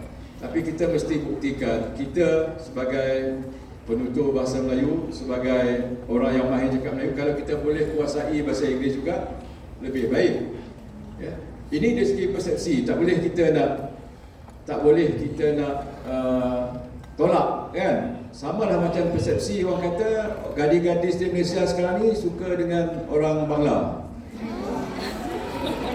kan? Sebab rupa macam Shahrukh.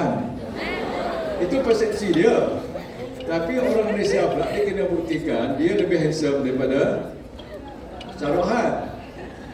Jadi dalam konteks bahasa begitu jugalah. Maksudnya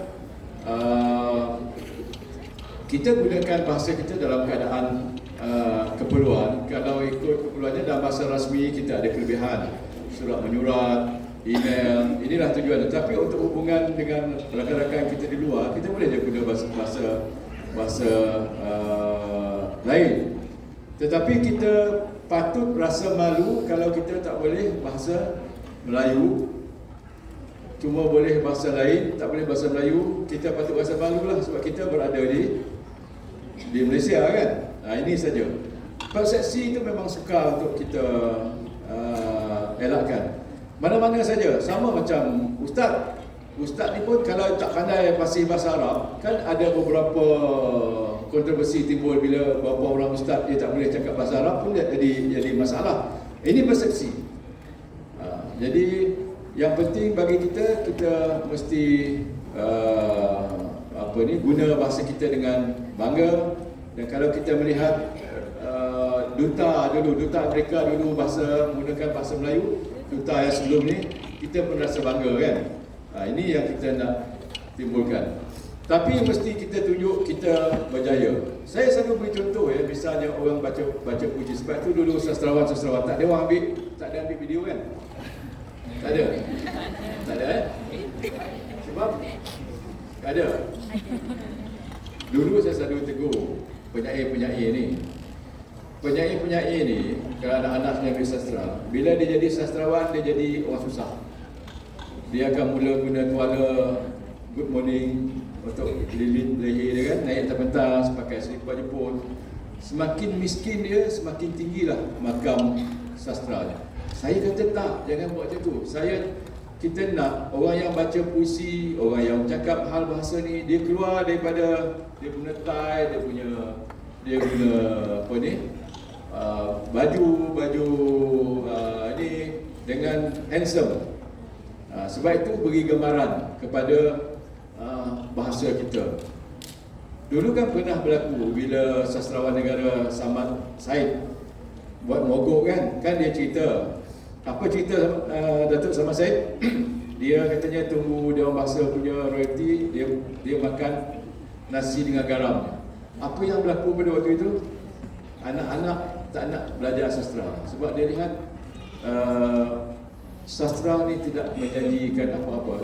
Sastrawan negara lagi susah, apa lagi kalau pelajar lulusan sastra. Benda-benda macam ni yang nak kita elakkan. Sebab itu waktu saya di Dewan Bahasa, saya jemput orang-orang apa ni yang berjaya, misalnya Tan Sri Ahmad Kamapiah, doktor dari bidang perubatan, jurutera, untuk baca puisi, untuk cakap hal bahasa. Ini penting ya, untuk kita menunjukkan bahawa bahasa itu penting untuk kita gunakan dalam semua bidang lah.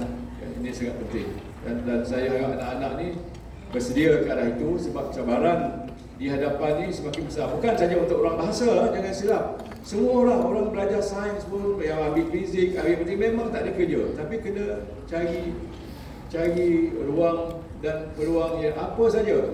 Ya, apa saja bidang di universiti sekarang ni nak dapat kerja bukan mudah. Tak seperti dahulu. Zaman dahulu 5 tahun sebelum saya bekerja dulu, bila pelajar di universiti ni dah ada orang dah ambil, dah cop dah. Ni nanti kerja dengan kami, ni nanti kerja. Sekarang ni dah tak ada dah.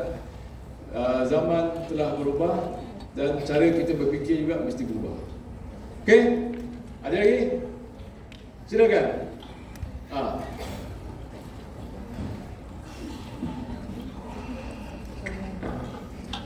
Assalamualaikum dan salam sejahtera Datuk. Terdapat dua soalan yang saya ingin ajukan dan kedua-duanya berkaitan dengan kerjaya. Soalan yang pertama, apakah nasihat terbaik yang Datuk boleh berikan kepada pelajar dalam bidang bahasa untuk membina satu profil yang boleh dikatakan agak mantap untuk kita membuat permohonan dalam bidang diplomatik ataupun hubungan antarabangsa? Soalan kedua, selain daripada menjadi penterjemah ataupun PTD diplomatik, apakah kerjaya lain yang memungkinkan kita untuk terus memberikan peluang untuk kita terus menggunakan bahasa dan diplomatik serta menggabungkan kedua-duanya sekali? Itu soalan. Okey, terima kasih.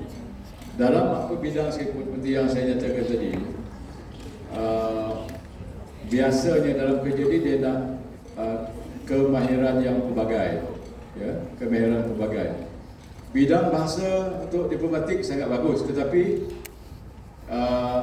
anak-anak mesti juga dalam terduga misalnya mesti bersedia, mesti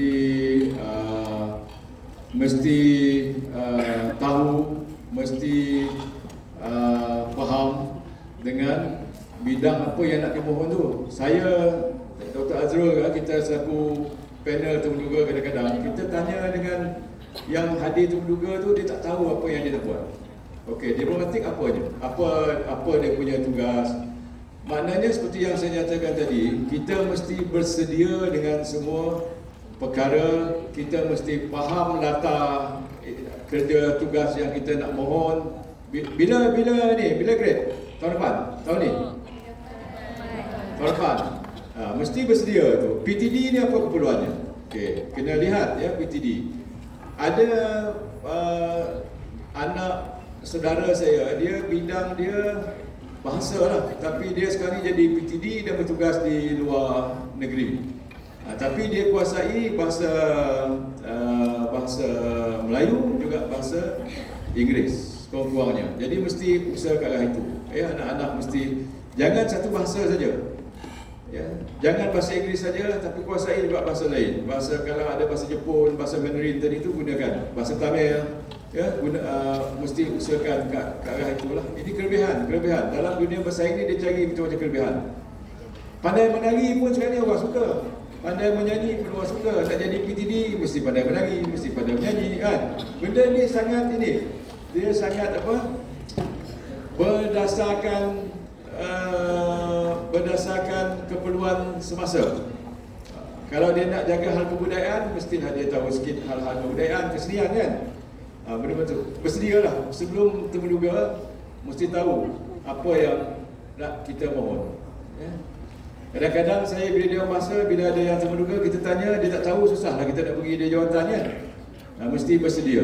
Ya? Mesti bersedia dengan keperluan, mesti bersedia diri, semua tu mesti ada. Yang kedua tadi, nanti tanya dengan Dr. Azrul lagi. Dr. Azrul lagi banyak ilmu tentang kerja ni.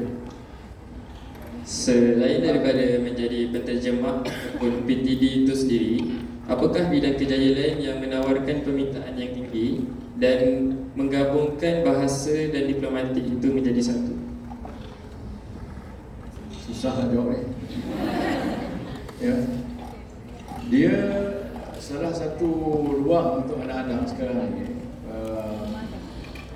Kedutaan Cina. Ya, Kedutaan Cina dia buka peluang untuk mengajar di Beijing. Cuba dulu kita ada dalam masa pustaka menghantar. Di sini dia ambil DPA tak ada. Dia ambil bidang bahasa je lah. Kedutaan luar negeri banyak sekali yang memerlukan yang mahir dalam bahasa Melayu.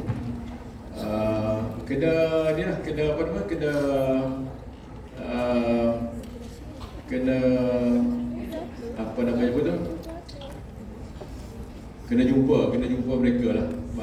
Ruang-ruang tu ada, ruang bahasa. Sekarang ni di China, universiti yang menawarkan bahasa Melayu ni sangat banyak.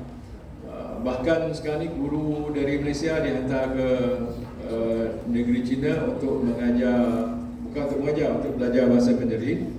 Dan pelajar di sana dihantar ke sini ramai, betul? Ada pelajar dari China. Sini juga untuk belajar bahasa Melayu. Dia memang ada keperluannya. Memang ada keperluan itu. Ya? Nanti bincang dengan Dr. Azrul. Dr. Azrul tahu ruang-ruang untuk pergi ke China ke mana-mana ke ada.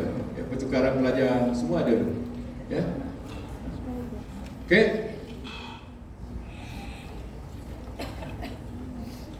Dah kat pukul 11 lah.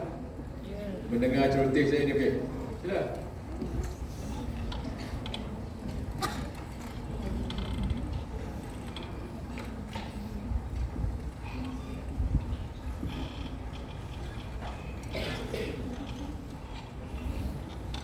Assalamualaikum, salam sejahtera saya ucapkan kepada Datuk, Dr. Azrul, para pensyarah dan juga rakan-rakan sekalian. Saya Nur Syazwina, pelajar tahun ketiga.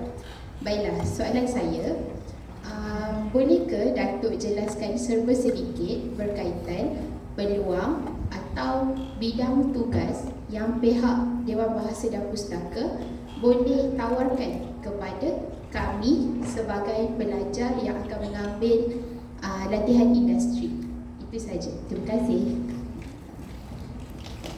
Okey, terima kasih. Dalam Bahasa dan Pustaka memang dia buka ruang untuk pelajar untuk buat latihan industri di Dewan. Setiap tahun Dewan Bahasa dan Pustaka menerima banyak permohonan. Nanti dia bila nak buat latihan tu mohon hantar surat ke Dewan Bahasa dan Pustaka. Cuma isunya sekarang ni ialah tak apa. Terima kasih. Takkan air kosong je. Kan? Teh tarik ke. Isu sekarang ni apabila kerajaan menetapkan allowance, menetapkan yang allowance bulanan untuk yang buat intern. Dia ada kan, dia ada bagi apa ni, allowance lah, dia akan bayar sikit lah, ya. Itu jadi masalah kepada beberapa jabatan lah, sebab kan terhad. Kalau dia ambil terlalu banyak, kalau dia ambil pelajar terlalu ramai, dia tak ada peruntukan untuk bayar allowance itu. Saya lupa, allowance itu 1,000 lebih sebulan. 1,000 lebih sebulan saya rasa untuk bayar intern ni. Tapi tak apa, hantar je surat, dan memang ada pelajar yang akan diterima untuk buat latihan industri di Dewan Bahasa dan Percakapan. Jumlahnya agak ramai. Waktu saya dulu sekitar 20-30 orang yang diterima. Nanti kalau nak ni bincang dengan Dr. Azrul. Beritahu Dr. Azrul. Nanti kita cuba tengok macam mana di Dewan Bahasa dengan sana je lah. Ya. Peluangnya tu ada untuk latihan. Bila akan buat latihan industri? Dah hantar surat belum? Hantar lah. Nanti bincang dengan Dr. Azrul. Okey?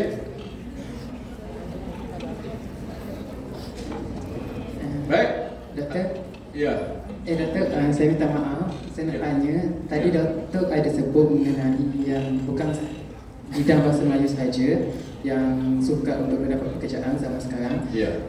Jadi saya nak tanya, macam mana, adakah mampu untuk bahasa Melayu ni membina jenama profesional, self-branding, untuk kita mendapatkan tempat di alam pekerjaan, untuk kita melamar pekerjaan? Mampu ke? Dan kalau mampu, bagaimana itu doktor?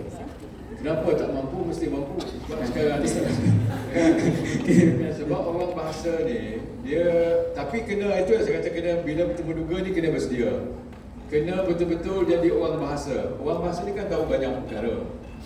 Itu mesti bersedia lah. Nanti kan ditanya tentang bahasa sedikit tak boleh jawab. Masalah lah. Sebenarnya asas tu kena kuasai. Yang kedua tu ilmu tambahan tu sangat penting. Bidang apa pun. Saya beri contoh ya, misalnya di Dewan Bahasa Pustaka, kita bukan sahaja menerima orang bahasa. Orang bahasa terpaksa bersaing dengan orang sains, kan? Sebab di Dewan Bahasa kan ada bidang sainsnya. Bersaing dengan orang agama. Orang agama ada bidang yang kita perlukan di sana. Tapi bahasa ni keutamaan lah. Dan untuk kerja bahasa ni mesti dia ada kemahiran tertentu lah. Misalnya dia bidang kamusan. Kalau ada kamusan tu lagi bagus. Dia mahir bidang linguistik, sudah tentulah. Dia tahu tentang penyelidikan, kaedah-kaedah penyelidikan bahasa. Kalau dia nak kerja bidang bahasa, dia mesti tahu soal-soal sosial linguistik misalnya. Bidang-bidang ini yang perlu di kamus, ya. Di dalam bahasa itu ada kamus. Bidang peristilahan, mesti semuanya tahu dah latar belakang tentang peristilahan tu, ya. Tapi ya, memang orang bahasa ada kelebihan. Ya, kalau kita bandingkan dengan orang lain, orang bahasa ni cara dia bercakap tu berbeza. Ya, cara dia mempersembahkan, cara dia berhujah berbeza dengan orang sains. Orang sains ni kan dia tak banyak sangat bercakap. Orang bahasa ni kan dia lebih banyak interaksi berbahasa ni. Jadi itu kelebihan saudara. Gunakan kelebihan itu. Tapi sekali lagi, mesti ada ilmu bantu. Mesti ada ilmu bantu. Mesti tahu hal politik sikit, tahu hal Trump sikit. Bila kita tanya kenapa PM menari dengan Trump, apa pernah Kanada. Jadi orang bahasa mesti berperai kan lah. Kenapa PMX suka sangat bahasa Indonesia, ada ketimbang, ada berlucur. Kenapa tak guna lancar, kenapa guna lucur, kenapa ketimbang, kenapa tidak berbanding. Contoh, mungkin dalam perbincangan itu saudara-saudara boleh beri alasan-alasan yang bukan sahaja dari aspek bahasa, dari segi aspek sosial juga yang perlu kita tahu. Inilah kelebihan kita, ya. Ini kelebihan-kelebihan yang patut kita gunakan. Okey, cuba itu, ya. Okey, kalau tak ada apa-apa, saya rasa kita dah ambil masa yang panjang, pukul 11 dah. Betul, cukup Jadi sekali lagi saya banyak kepada Dr. Azrul, rakan-rakan pensyarah.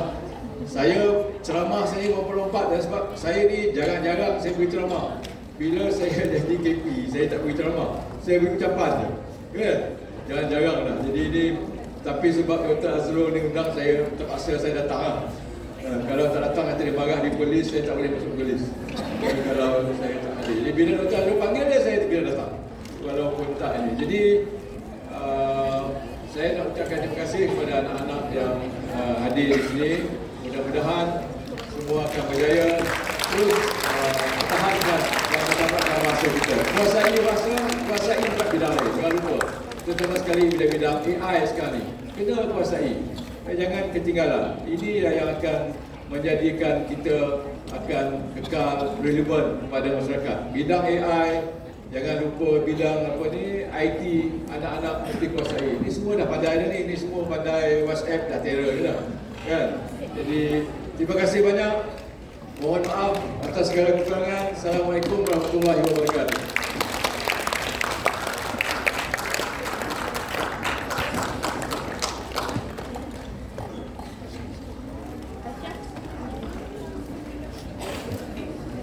Terima kasih ucapkan kepada Datuk Haji Abang Salihuddin, Abang Syukran di atas perkongsian ilmu yang cukup bermanfaat dan sangat dengan inspirasi serta kesudian beliau untuk menjawab soalan-soalan sebentar tadi.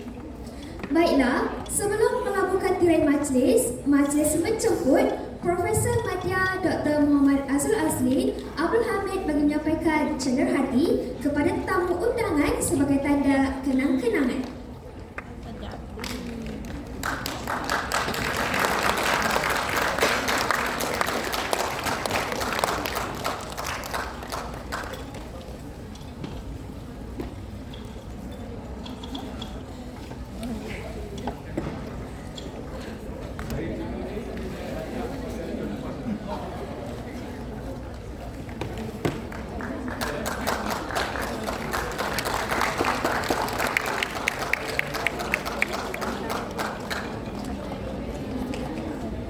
Terima kasih ucapkan kepada Datuk Haji Abang Salihuddin, Abang Syukran, dan terima kasih diucapkan kepada Profesor Madya Dr. Muhammad Azrul Azlin Abdul Hamid di atas kesudian beliau untuk menyampaikan cenderhati sebentar tadi. Hadirin yang dihormati sekalian, berakhirnya sesi penyampaian cenderhati sebentar tadi, maka berakhirlah majlis perkongsian ilmu kita pada hari ini. Terima kasih yang tidak terhingga diucapkan kepada Datuk Haji Abang Salihuddin, Abang Syukran di atas kesudian beliau untuk hadir ke Bumi Pagoh dan berkongsi ilmu yang beliau miliki. Semoga ilmu yang diperoleh pada hari ini menjadi manfaat, pemakin semangat pelajar, terutamanya pelajar jurusan Bahasa Melayu dalam menceburi bidang kerjaya pada masa akan datang. Tidak dilupakan juga ucapan ribuan terima kasih kepada Profesor Madya Dr. Muhammad Azrul Azlin Abdul Hamid, Profesor Madya Dr. Faridah Nazir serta barisan pensyarah Jabatan Bahasa Melayu kerana sudi bersama pada hari ini. Sebelum mengundurkan diri, saya mewakili pihak penganjur ingin memohon ampun dan maaf sekiranya sepanjang majlis berlangsung terdapat sebarang kekurangan, kehilafan tutur kata atau kekeliruan yang tidak disengajakan. Sesungguhnya segala yang baik datangnya daripada Allah Subhanahu Wa Taala dan segala kekurangan adalah kehilafan kami sendiri. Dengan ini, tirai majlis kita pada hari ini ditutup dengan lafaz yang suci. Wabillahi taufiq wal hidayah. Wassalamualaikum warahmatullahi wabarakatuh. Para hadirin, ayo kita bersama-sama menyanyikan lagu Leading the Way. Hadirin diminta untuk berdiri.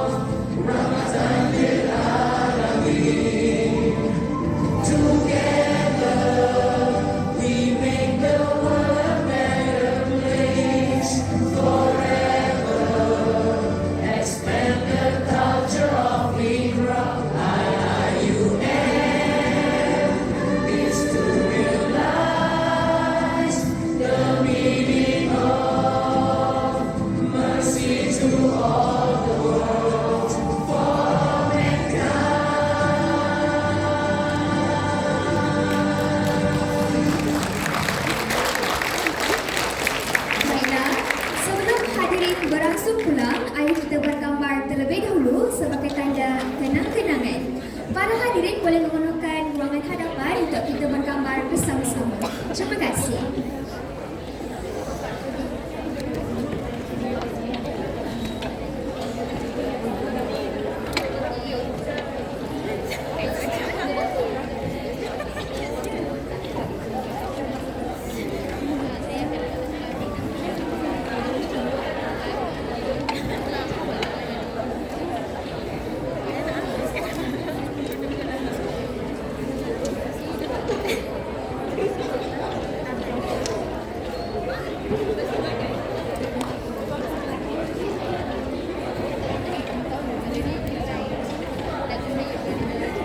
Cubaan.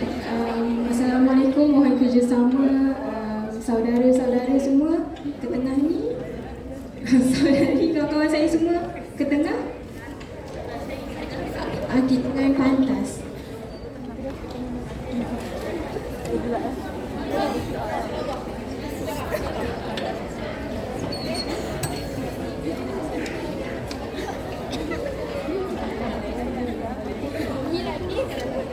Okey, untuk rakan-rakan saya yang perempuan boleh penuhkan juga tangga sebelah kiri saya. Sebab nanti untuk ambil gambar takut tak nampak. Boleh ke sini, ke kiri saya.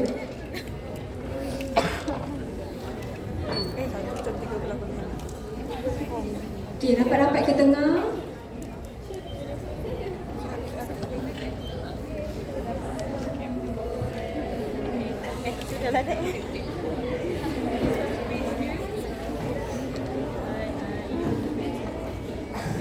Mungkin boleh terus ke kiri, anjak ke kiri saya. Rakan-rakan komuniti tolong anjak ke kiri. Yes. Lagi.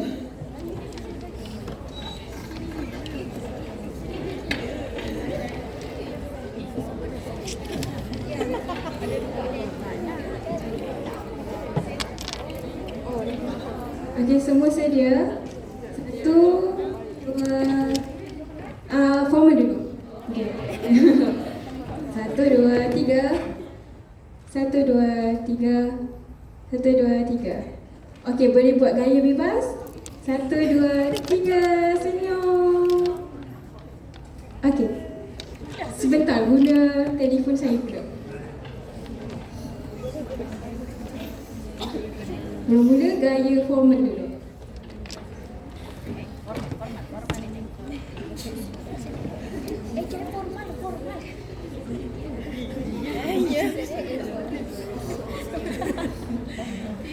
Okey, semua senyum. 1, 2, 3.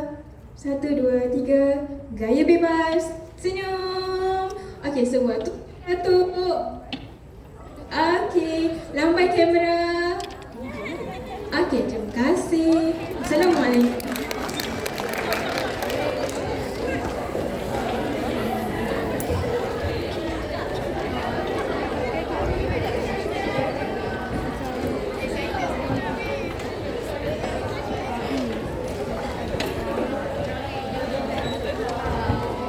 Perhatian, diminta para peserta untuk mengimbas kod QR di hadapan terlebih dahulu. Terima kasih. Dan para hadirin dialunkan untuk mengambil makanan tengah hari di ruangan bawah.